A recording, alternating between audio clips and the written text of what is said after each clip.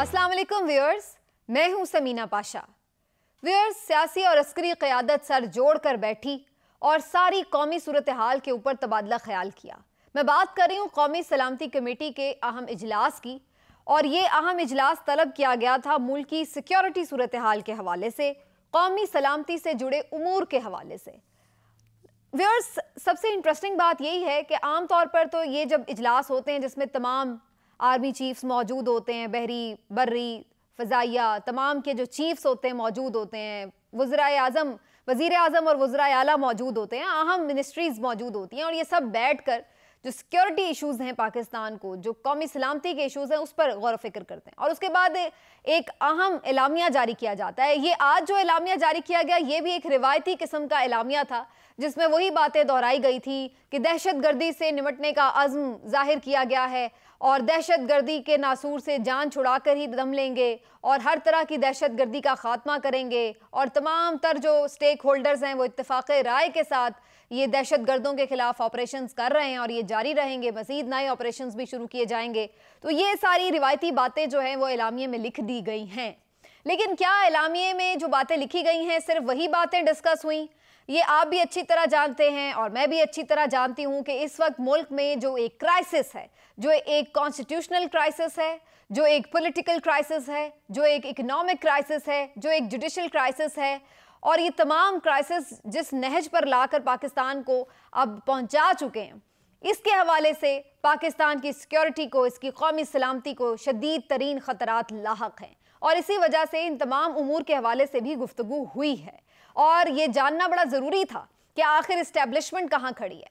क्या पाकिस्तान तहरीक इंसाफ और जो अदलिया है उसकी तरफ से जो एक फ़ैसला आया है, उसके बाद इस्टेब्लिशमेंट का जो झुकाव है वो इस तरफ होगा कि सुप्रीम कोर्ट के फैसले के ऊपर मिन्नो अमल किया जाए, या फिर उसका झुकाव इस बात की तरफ है जो हुकूमत और PDM को सूट करता है कि इलेक्शन नहीं करवाने। तो इस लिहाज से ये इजलास बड़ा अहम था कि जिससे ये पता चल सके कि आखिर इस्टेब्लिशमेंट का झुकाव किस तरफ है। क्या आज भी इस्टेब्लिशमेंट न्यूट्रल है? क्या इस्टेब्लिशमेंट समझती है कि सुप्रीम कोर्ट ऑफ पाकिस्तान के फैसले पर अमल होना चाहिए? तो इस इजलास के एलामिये पर सबकी नजरें थी, लेकिन एलामिया तो एक रिवायती सा जारी हुआ।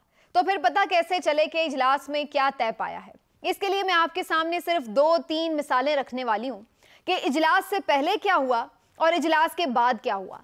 इन तमाम वाकयात को देखकर आपको पता चल जाएगा कि इस्टेब्लिशमेंट कहाँ खड़ी है।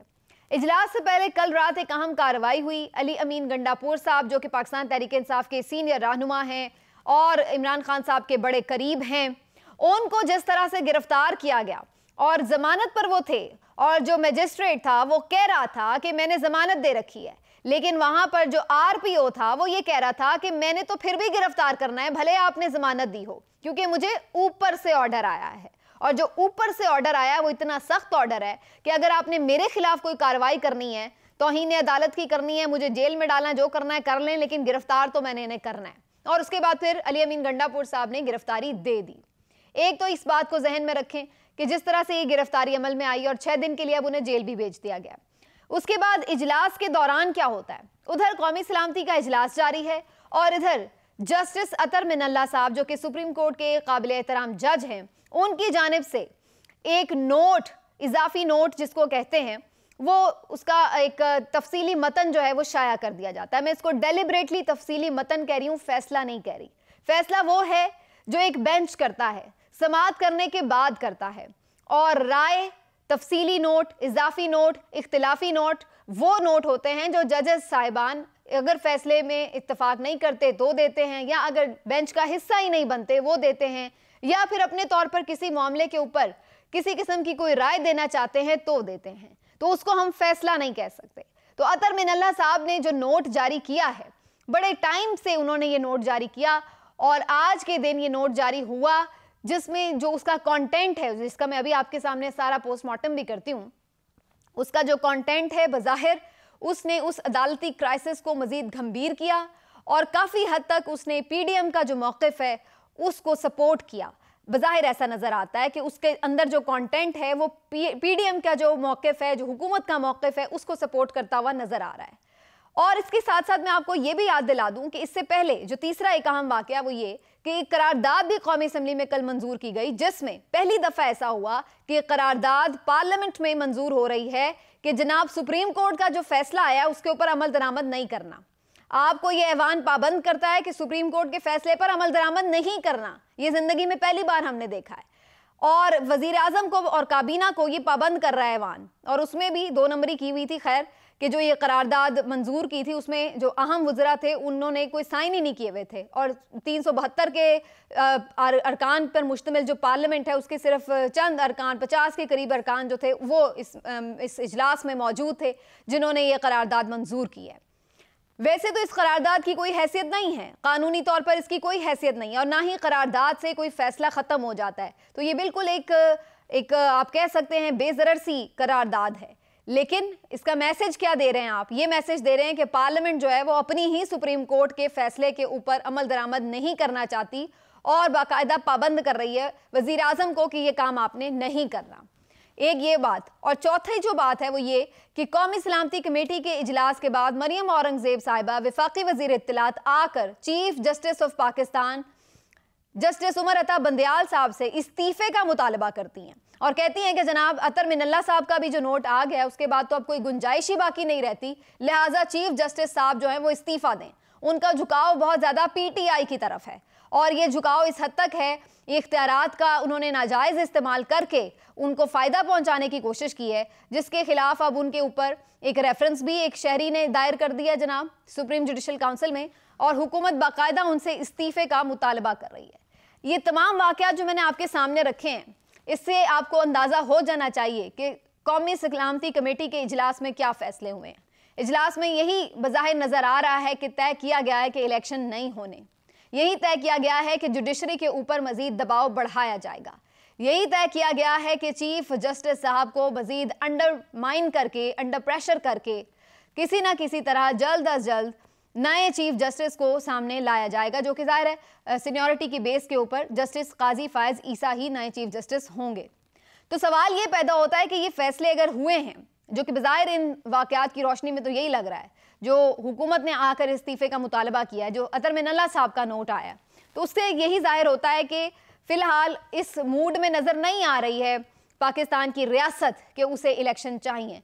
और ये कोई पहली बार नहीं है, चौधरी परवेज़ इलाही साहब ने पहले ही बता दिया था कि इस्टेब्लिशमेंट नहीं चाहती है कि असम्बलियाँ टूटें और 2 सूबों के इलेक्शन अलग से हों। तो ये तो उस वक्त से ही विजिबल था। क्या इस सारे दौरान में अब चूँकि फैसला भी आ चुका है, इस्टेब्लिशमेंट की राय बदली? मेरी नज़र में इस्टेब्लिशमेंट की राय नहीं बदली, ये आज भी वहीं पर खड़ी है कि इंतखाबात फ़िलहाल नहीं होंगे। अब आ जाते हैं जस्टिस अतर मिनल्ला साहब का जो नोट है उसका क्या, उसकी इंपॉर्टेंस है। पहले तो मैंने आपको बताया कि ये उनकी राय है, ये फैसला नहीं है। फैसला वो होता है जब कोई जज बेंच में शामिल होता है और उसके बाद वो अपना सारा केस सुनता है और उसके बाद जो फैसला देता है। तो अतर मिनल्ला साहब ने एक इजाफी नोट आप कह सकते हैं उसको, वो तहरीर किया है। लेकिन हमारे यहाँ जो तमाम लोग जो कि इलेक्शन के इस वक्त मुखालिफ हैं, वो ये साबित करने पर तुले हुए हैं कि किसी भी जज का इख्तिलाफी नोट, किसी भी जज का इजाफी नोट, किसी भी जज का किसी तरह का भी नोट, वो चीफ जस्टिस के फैसले से ज़्यादा मुकद्दम है, उसकी ज़्यादा हैसियत है। तो ये बिल्कुल लग़्व बात है। नोट नोट होता है, फैसला फैसला होता है, चाहे वो सुप्रीम कोर्ट के लार्जर बेंच का हो, फुल कोर्ट का हो, 3 रुकनी का हो या 1 रुकनी का हो, फैसला फैसला होता है। तो जस्टिस अतर मिनल्ला साहब का एक इजाफी नोट है, अहम है, उनकी अपनी राय है, उसका एहतराम है, लेकिन इसका मतलब ये नहीं है कि इस नोट की बुनियाद के ऊपर फैसला जो है उसको ही मुतनाज़े कर दिया जाए या उस फैसले की हैसियत ख़त्म कर दी जाए। वो फैसला अपनी जगह मौजूद है। दूसरी बात, इसकी टाइमिंग बड़ी क्वेश्चनेबल है। जैसे मैंने पहले कहा कि अब ही क्यों ये नोट जारी किया गया, इतने दिन पहले से ये बात थी, पहले भी नोट जारी किया जा सकता था। तो बज़ाहिर ऐसा लगता है कि आहिस्ता आहिस्ता प्रेशर बढ़ाया गया चीफ जस्टिस के ऊपर, उनको जो मुख्तलिफ ऑप्शंस दिए गए वो नहीं माने, तो उसके बाद वक्तन फ़वक्तन उनके ऊपर प्रेशर बढ़ाया जाता रहा। तो उसी तरह की ये एक कड़ी है।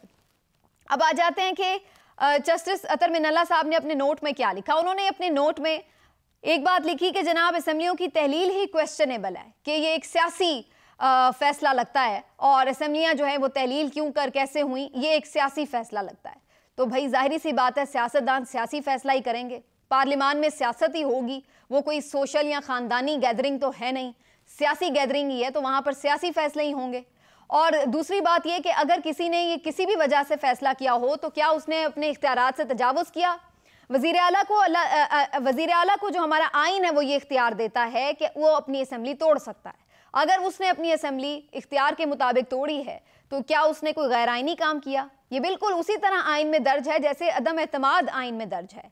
तो इसके ऊपर क्वेश्चन करना जज साहब का एक अलग सी बात लगती है, जबकि यही जज साहब अपने इसी नोट में ये भी फरमा रहे हैं कि सियासी मामलात में मुदाखलत नहीं होनी चाहिए। अच्छी बात है, बिल्कुल नहीं होनी चाहिए, लेकिन अगर आप ये सवाल उठा रहे हैं कि ये सियासी तौर पर सियासी फैसले के ज़रिए ही असम्बलियाँ तोड़ी गई थीं, तो फिर ये भी एक सियासी बयान ही नज़र आता है। दूसरी बात ये उन्होंने कहा फुल कोर्ट बनना चाहिए, ये बिल्कुल उनकी राय हो सकती है, लेकिन इसके साथ ही साथ उन्होंने ये कहा है उसी इजाफी नोट के अंदर कि जनाब आपको ये इख्तियार है चीफ जस्टिस साहब, आप नया बेंच बना लें। अब जब उन्होंने नया बेंच का इख्तियार खुद चीफ जस्टिस को दे दिया तो उन्होंने बेंच बना लिया 5 रुकनी।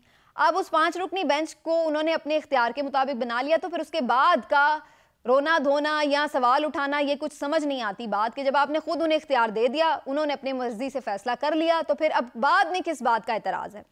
तीसरी चीज़ ये कि जनाब उन्होंने कहा कि सुओ मोटो होना ही नहीं चाहिए था। सुओ मोटो वो कहते हैं इमरान खान के खिलाफ भी जो सुओ मोटो लिया गया वो भी नहीं होना चाहिए था। चलिए ये जस्टिस साहब का अपना एक राय हो सकती है कि सुओ मोटो नहीं होना चाहिए था, लेकिन अगेन क्या ये एक इजाफी राय है, ये अक़लियती राय है या अक्सरियती राय है?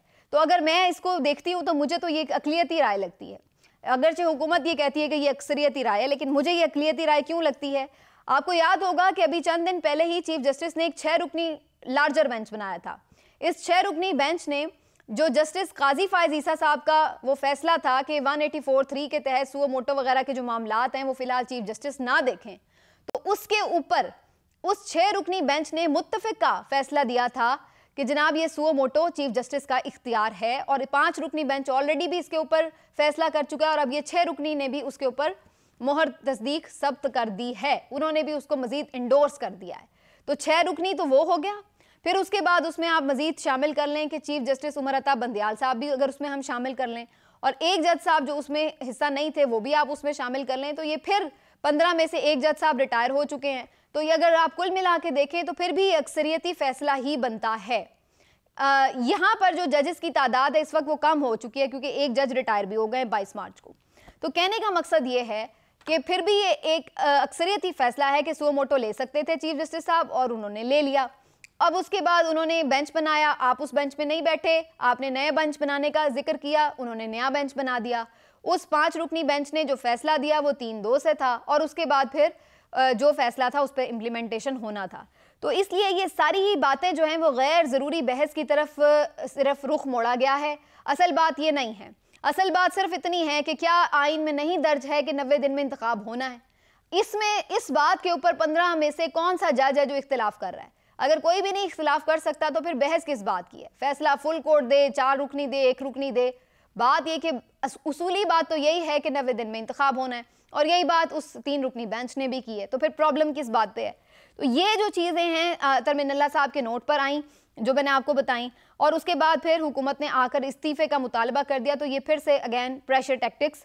और उसके बाद इस सारे हंगाम में पीटीआई की तरफ से एक अच्छी ऑफ़र आती है। पीटीआई की तरफ से ये कहा जाता है कि जनाब हम अभी भी मुज़ाकरात के लिए तैयार हैं, अगर हुकूमत अक्टूबर से पहले इलेक्शन कराने में संजीदगी दिखाए तो हम भी इस सिलसिले में हुकूमत की मदद कर सकते हैं। अगर इसमें कोई आइनी कदगन है, क्योंकि आइन तो 90 दिन का कहता है, तो हम मिलकर हुकूमत के साथ कोई तरमीम भी वन टाइम कर लेते हैं, और हम भी कुछ मुद्दत आगे बढ़ा देते हैं। जो 14 मई को इंतखाब होना है वो थोड़ा आगे चला जाए, जो ये 8 अक्टूबर की बात कर रहे हैं वो थोड़ा पीछे आ जाएं, तो मिडल वे हम कहीं जाकर जो है वो इत्तफाक कर लेते हैं। लेकिन पीटीआई की इस पेशकश को भी एक दफ़ा फिर से मुस्तरद कर दिया गया है, क्योंकि इनका जो असल मसला है वो ये कि ये अक्टूबर में भी इंतखाब नहीं करवाना चाहते। तो फिलहाल इनको ये सूट ही नहीं करता कि ये ऐसी कोई कमिटमेंट पीटीआई को दें और उनसे मुज़ाकरात की टेबल पर बैठें, क्योंकि ये तो अभी बिल्कुल नहीं चाहते हैं कि इलेक्शन किसी भी सूरत में हो, किसी भी डेट के ऊपर हो। ये है असल मुद्दा, और इसी वजह से जो पीटीआई की ये एक बड़ी पेशकश है उसको भी ठुकरा दिया गया है। अब इस सारे हंगाम जो मुझे नज़र आ रहा है वो तो यही नज़र आ रहा है कि मज़ीद लड़ाई है आने वाले दिनों में। चीफ जस्टिस साहब कितना प्रेशर सस्टेन कर पाते हैं ये एक बड़ा सवाल होगा, और ये भी देखना होगा कि अवाम इस बीच क्या रुख अपनाते हैं। क्या वो आइन और चीफ जस्टिस की जो एक यकजहती का इजहार है उसमें उनके साथ खड़े नज़र आते हैं, या फिर वो भी थक जाते हैं और फिर वो मजबूर हो जाते हैं इस बात पर सोचने पर कि यहाँ पे मुल्क में वही निज़ाम चलेगा, वही सिक्का चलेगा जो पिछले 75 साल से चल रहा है। जो ताकतवर हल्के चाहते हैं वही होगा, अगर वो नहीं चाहते इलेक्शन तो फिर नहीं होगा, अगर वो चाहते हैं तो हो जाएगा। लेकिन क्या इस दफ़ा आवाम अपना हक छीन लेंगे, जबकि सुप्रीम कोर्ट भी उनको ये हक लौटा चुकी है? ये एक बड़ा सवाल है जो कि आने वाले दिनों में वाज़े हो जाएगा। मिलते हैं अगले वीलॉग में, अपना ख्याल रखिए, अल्लाह हाफिज़।